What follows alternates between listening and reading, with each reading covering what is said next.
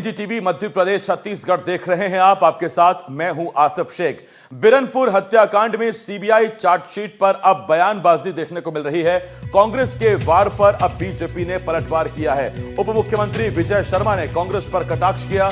कांग्रेस का सीबीआई पर विश्वास बढ़ा है, ये तो अच्छी बात है। उन्होंने कहा कि जब वो सरकार में थे तो सीबीआई पर बैन था। सीबीआई ने एक बिंदु पर जांच की, अन्य पर जांच होगी। तो ये बड़ी खबर इस वक्त हम आपको बता रहे हैं। दरअसल कल ही इस मामले में चार्जशीट दाखिल हुई थी सीबीआई की और उसी मामले को लेकर सियासी बयानबाजी जारी है। चलिए, सीबीआई पर कांग्रेस का विश्वास तो बढ़ा। 5 बरस जब तक वो रहे उन्होंने बैन करके रखा कांग्रेस को, और जब बैन करके रखा आज सीबीआई पर उनका विश्वास बढ़ रहा है। लेकिन सुनिए मेरी बात, सीबीआई ने एक बिंदु की जांच की, विषय में अनेक बिंदु, अन्य बिंदुओं पर जो कथन माननीय विधायक जी का है, गांव वालों का है, उस पर अन्य बिंदुओं पर जांच चल ही रही है, वो स्पष्टता हो।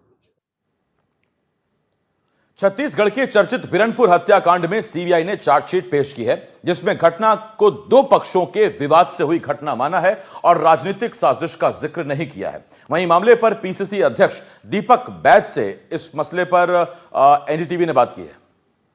दीपक बैज जी, आपका क्या स्टैंड है अब जब चार्जशीट आई है? देखिए, जिस तरह की बिरनपुर की घटना हुई, वो घटना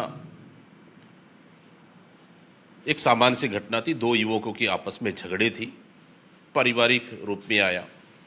लेकिन उस घटना को जब तत्कालीन घटना हुआ, उस समय कांग्रेस की सरकार ने तत्काल जांच कराए और जो भी जिम्मेदार है, जो भी दोषी है, उसको सरकार ने कार्रवाई की। लेकिन भारतीय जनता पार्टी ने उस घटना को राजनीतिक रूप देने का राजनीतिक रूप दिया, सांप्रदायिक रूप दिया और एक विशेष समुदाय को भड़काने का काम किया।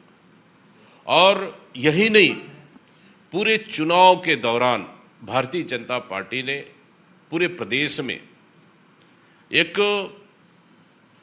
कांग्रेस के खिलाफ वातावरण बनाया।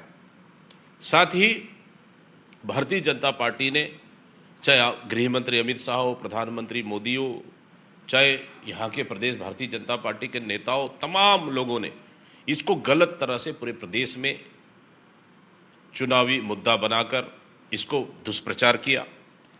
उसी का परिणाम है कहीं ना कहीं कांग्रेस को उससे नुकसान हुआ है।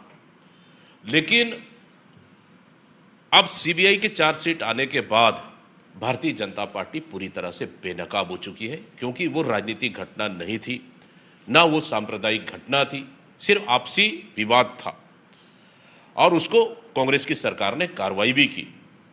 लेकिन सत्ता हासिल करने के लिए, अपनी राजनीतिक फायदा के लिए भारतीय जनता पार्टी किस हद तक जा सकती है, ये बिरनपुर की घटना उदाहरण है। मैं समझता हूँ तत्कालीन प्रदेश अध्यक्ष और अभी उप मुख्यमंत्री अरुण साव जी को माफी मांगना चाहिए प्रदेश की जनता से और समाज से, क्योंकि उन्होंने प्रदेश की जनता को भड़काने का काम किया, एक विशेष समाज को भड़काने का काम किया और इसको राजनीतिक और सांप्रदायिक रूप देने का काम यहाँ के तत्कालीन प्रदेश अध्यक्ष ने किया है। उन्हें थोड़ी भी मानवीयता है, उन्हें इस्तीफा दे देना चाहिए और प्रदेश की जनता से माफी मांगनी चाहिए। बीजेपी के लोग अब ये भी कह रहे हैं कि सीबीआई पे तो आपको कभी भरोसा ही नहीं था, छत्तीसगढ़ में तो बैन कर दिया गया था। देखिए, भरोसा तो आज भी नहीं है, लेकिन बिरनपुर मामले में सीबीआई ने सच्चाई जनता के सामने लाकर भारतीय जनता पार्टी को बेनकाब किया है। अच्छा, आपको लगता है कि कहाँ पे गलती होगी? क्योंकि आपकी सरकार थी उस समय जब घटना हुई, तो जनता को ये बता नहीं पाएगी ये जो घटना है एक सिर्फ इंसिडेंट है और उससे भारतीय जनता पार्टी ने दूसरा रूप दे दिया। आपका देखिए, हमारी कांग्रेस ने तत्काल जांच कराए और जो जिम्मेदार है उस पर कार्रवाई भी हुई, गिरफ्तारी भी हुई और स्पष्ट रूप से कहा भी ये घटना राजनीतिक नहीं है। लेकिन भारतीय जनता पार्टी, मुद्दा विहीन भारतीय जनता पार्टी, उस परिवार को भड़काने का काम किया और इसको सांप्रदायिक और राजनीतिक रंग उन्होंने दिया। रायपुर से कैमरा पर्सन प्रवीण साहू के साथ जुल्फिकार अली, एनडीटीवी। नीलेश इस वक्त मेरे सहयोगी इस बड़ी खबर पर हमारे साथ जुड़े हुए हैं। नीलेश, अभी कुछ दिन पहले हमने जब जिक्र किया था हिंदू मुस्लिम सौहार्द का, तो इन 2 घटनाओं का हमने जिक्र किया था, एक कवर्धा झंडा कांड और दूसरा ये बिरनपुर हत्याकांड। और उसी मामले में अब देखिए अपडेट भी है, तो जाहिर बात है कि सियासत जारी है। लेकिन क्या कांग्रेस खुद को अब ठगा महसूस कर रही है क्या? उस घटना ने कितना बड़ा रोल निभाया था कांग्रेस की विदाई के लिए? देखिए आसिफ, इसमें कोई दो राय नहीं है कि कम से कम 15 सीटों पर छत्तीसगढ़ में जो साजा के आसपास की सीटें थी, चाहे वो कबीरधाम जिला हो, राजनांदगांव, अविभाजित राजनांदगांव जिला हो या अविभाजित दुर्ग जिला हो, इन सारी सीटों पर इसका असर हुआ। और खासकर प्रदेश भर में जो एक हिंदुत्व का मुद्दा बीजेपी ने बनाया, जो कि छत्तीसगढ़ के इतिहास में पहली बार उन 5 सालों में देखने को मिला था कि एक धर्म विशेष का मुद्दा बनाकर भी चुनाव लड़ा जा सकता है, वो इन्हीं घटनाओं के कारण उसको जन्म मिला। और उसका नुकसान कांग्रेस को बिल्कुल हुआ। कांग्रेस प्रदेश अध्यक्ष भी इस बात को मान रहे हैं कि उसका नुकसान हुआ। लेकिन बड़ी बात यह है आसिफ, इस पूरे घटनाक्रम में कि भले विजय शर्मा जो गृह मंत्री हैं वो कह रहे हैं कि सीबीआई ने एक बिंदु पर जांच किया है, लेकिन सीबीआई की चार्जशीट में ये बात साफ है कि ये घटना जो हुई थी, जिसका उस समय भी कई मीडिया रिपोर्ट आई थी, हमने भी ग्राउंड रिपोर्ट की थी तब भी यही बात सामने आई थी कि 2 बच्चों की आपसी लड़ाई थी स्कूल से आते समय।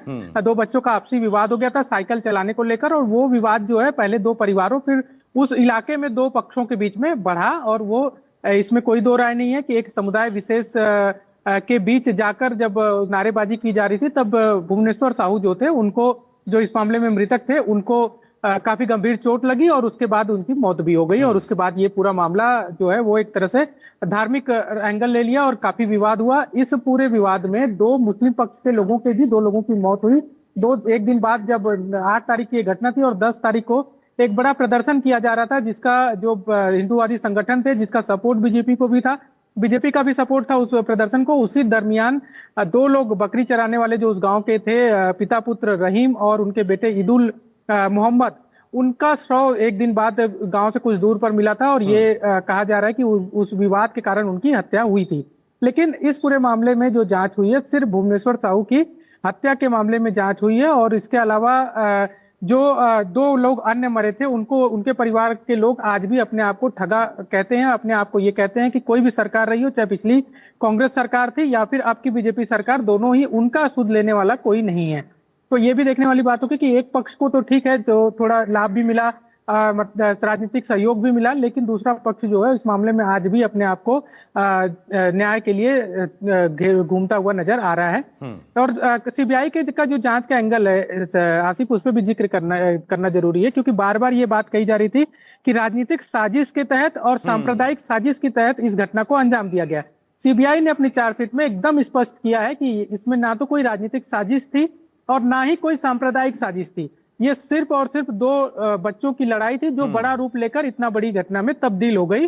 पहले से इसको लेकर कोई साजिश नहीं थी। ये भी एकदम स्पष्ट है कि जो लोग धर्मों के नाम पर, जो लोग समुदायों के नाम पर एक दूसरे को भड़काकर अपनी राजनीतिक रोटी सेकना चाहते हैं, उसका नुकसान कितना बड़ा समाज को हो सकता है, क्योंकि भुवनेश्वर साहू आम लोगों को हो सकता है, वो देखा हमने। हालांकि एक नीलेश, मेरा सवाल आपसे और भी है। देखिए, चाहे वो पुलिस की जांच होती या खासतौर पर सीबीआई की जांच, वक्त तो उसमें लगना था। लेकिन दिक्कत यह कि आज कांग्रेस भले ही चार्जशीट का स्वागत करे, सीबीआई के इस एंगल का स्वागत करे, लेकिन तब सरकार में रहते हुए भी कांग्रेस उस वक्त इसका खंडन नहीं कर पाई, आम जनता में भरोसा नहीं जता पाई। देखिए, जनता की नाराजगी कांग्रेस को लेकर इसलिए भी ज्यादा थी क्योंकि उस घटना के बाद से, जब इतना बड़ा माहौल बना, उसके बाद से, उसके बावजूद ना तो मुख्यमंत्री, ना तो क्षेत्रीय विधायक और वरिष्ठ मंत्री रविंद्र चौबे वहां जाना जरूरी समझे। पूरे घटनाक्रम के दौरान लगभग 1 महीने तक ये विवाद चलता रहा और उस दरमियान कभी भी कांग्रेस के वरिष्ठ नेता वहां पर दौरे के लिए नहीं गए, मिलने के लिए नहीं गए।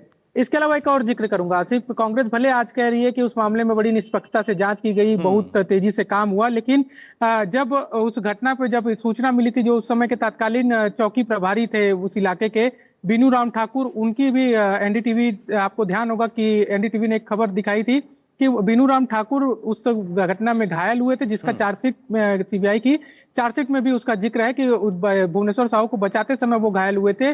उनके इलाज का ध्यान भी सरकार नहीं दे रही थी। 15-20 दिन बाद जब उनको डिस्चार्ज कर दिया गया था, उसके बाद वो इलाज कहाँ कराएंगे, इसको लेकर कोई व्यवस्था सरकार की ओर से नहीं की गई थी। यहाँ तक कि चूंकि उनका ट्रांसफर चुनाव के दौरान कर दिया गया था, तो नई जगह बीमारी के कारण वो ज्वाइन नहीं कर पाए थे, तो उनकी सैलरी तक रोक दी गई थी। एनडीटीवी ने जब इस खबर को प्रसारित किया था प्रमुखता से, उसके बाद उनकी सैलरी जारी हुई थी।